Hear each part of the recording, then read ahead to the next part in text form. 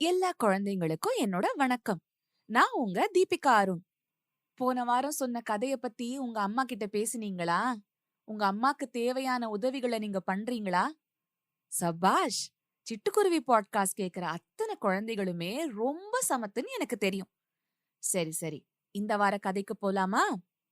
உங்க வீட்ல பெரியவங்க யாராவது ஓய்வெடுத்துக்கிட்டு இருக்கும்போது, நீங்க எப்பவாவது காச்சு மூச்சுன்னு சத்தம் போட்டு, சிரிச்சு, விளையாடி, அவங்க அமைதிய கெடுத்து, அதுக்காக திட்டு வாங்கியிருக்கீங்களா? என்ன வாங்கியிருக்கீங்களா? சரி, நாம இன்னைக்கு கேட்க போற கதையில, ஒரு பெரியவர் ஒரு பூங்காவுக்கு ஓய்வா அமைதியா இருக்கணும்னு போறாரு. அங்க அவரோட அமைதிக்கு என்ன ஆச்சுன்னு பார்க்கலாமா? இந்த கதைய சொன்னதும், பராசக்தியோட அவதாரம்னு எல்லாராலயும் அம்மான்னு கூப்பிடப்படுற மாதா அமிர்தானந்தமயி தேவி அவங்க தான். அந்த பூங்கால பலவிதமான பூச்செடிகள் அழகழகா விதவிதமா பூத்திருந்துச்சாம். பச்சை பசேல்னு புல்தரைகள், நிறைய நிழல் தர மரங்கள், குளுமையான சூழ்நிலை, பளீர்னு காலை சூரிய ஒளி. அந்த பூங்காவுல ஒரு நடுத்தர வயதுக்காரரும், ஒரு 20, 22 வயசு இருக்கிற அவரோட மகனும் பேசிக்கிட்டே நடந்து வந்தாங்க.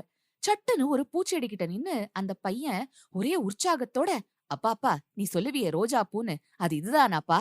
அடடா, எவ்ளோ அழகா இருக்கு! இதுதான் ரோஸ் கலராப்பா? அப்படின்னு கேட்டான். ஆமாண்டா கண்ணா, இதுதான்டா ரோஜா பூ அப்படின்னாரு அவனோட அப்பாவும் ஒரே சந்தோஷமா. இதுதான் புல்லாப்பா? பச்சை பசேல்னு தரையெல்லாம் படர்ந்திருக்கும்னு நீ சொல்லுவியே, அந்த பச்சை கலர் இதுதானாப்பா? அதேதான்டா கண்ணா. இப்படியே அந்த பையன் பூங்கால இருக்கிற பலவித பூக்களையும், செடி கொடிகளையும், மரங்களையும், காய்களையும், ஆகாசத்தையும், மேகத்தையும் பார்த்து சொல்ல முடியாத உற்சாகத்தோட பெரிய குரல்ல, "இதுதான் அதுவாப்பா? இதுவாப்பா? ஐயோ! எத்தன அழகா இருக்கு!" அப்படின்னு வாய் உயாம சொல்லிக்கிட்டே வந்தான். அவனோட அப்பாவும் அதே உற்சாகத்தோட அவனுக்கு ஆமா, ஆமான்னு சிரிச்சுக்கிட்டே பதில் சொல்லிக்கிட்டு வந்தாரு. அப்போ அந்த பூச்செடிகளுக்கு பக்கத்துல ஒரு மரத்தடியில ஒரு பெரியவர் பூங்காவோட பெஞ்சில உட்கார்ந்து ஓய்வெடுத்துக்கிட்டு இருந்தாரு. இந்த அப்பாவும் பெருசா வளர்ந்திருக்கிற பையனும் சின்ன பசங்க மாதிரி பூவையும் செடியையும் பார்த்து பெரிய குரல்ல பரபரப்பா பேசிக்கிட்டு வரத கேட்டு அவருக்கு ரொம்ப எரிச்சலும் கோவமும் வந்துடுச்சு.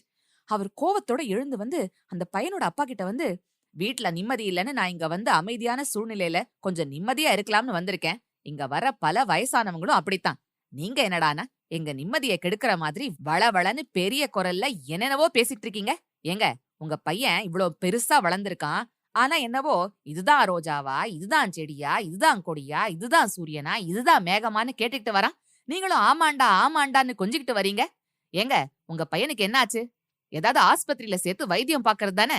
எதுக்கு இந்த மாதிரி ஒரு பொது இடத்துல வந்து அமைதிய கெடுக்குறீங்க? அப்படின்னு சூடா கேட்டாரு. அத கேட்டு அந்த அப்பாவும் மகனும் திகைச்சு போய் அப்படியே சிலை மாதிரி கொஞ்ச நேரம் நின்னுட்டாங்க. அப்புறம் கொஞ்சம் சுதாரிச்சுக்கிட்டு அந்த அப்பா மெதுவா பேசினாரு. ஐயா பெரியவரே, நீங்க தப்பா நினைச்சுக்காதீங்க. நீங்க நினைக்கிற மாதிரி என் பையனுக்கு மூளையில எல்லாம் ஒண்ணும் கோளாறு இல்ல.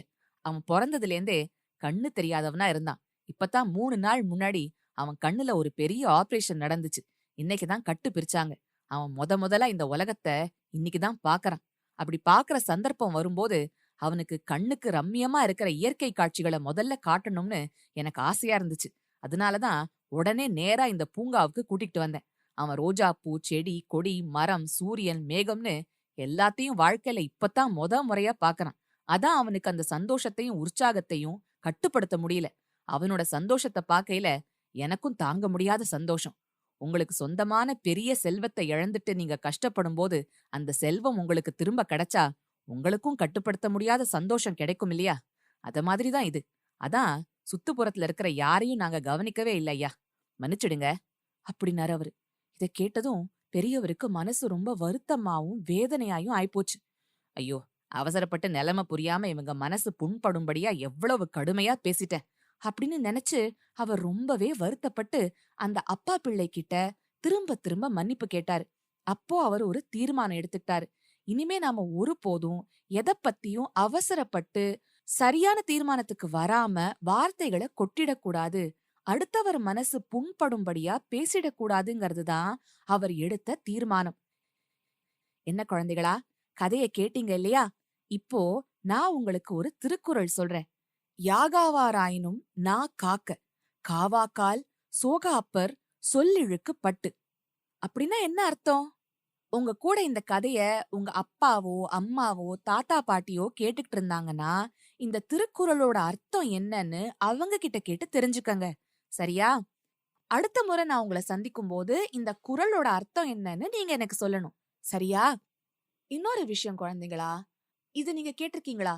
"கண்ணால் காண்பதும் பொய், காதால் கேட்பதும் பொய், தீர விசாரிப்பதே மெய்." இது என்னது? நம்ம எதையுமே அவசரப்பட்டு ஒரு முடிவுக்கு வரக்கூடாது. எதையுமே நல்லா ஆராய்ஞ்சு, அலசி, அதுக்கப்புறமா தான் ஒரு தீர்மானத்துக்கு வரணும். சரியா குழந்தைகளா? இன்னொரு கதையோட சிட்டுக்குருவி பாட்காஸ்ட்ல உங்கள சீக்கிரமா சந்திக்கிறேன். அது வரைக்கும் சிரிச்சுக்கிட்டு கிரிச்சுக்கிட்டு சந்தோஷமா இருங்க.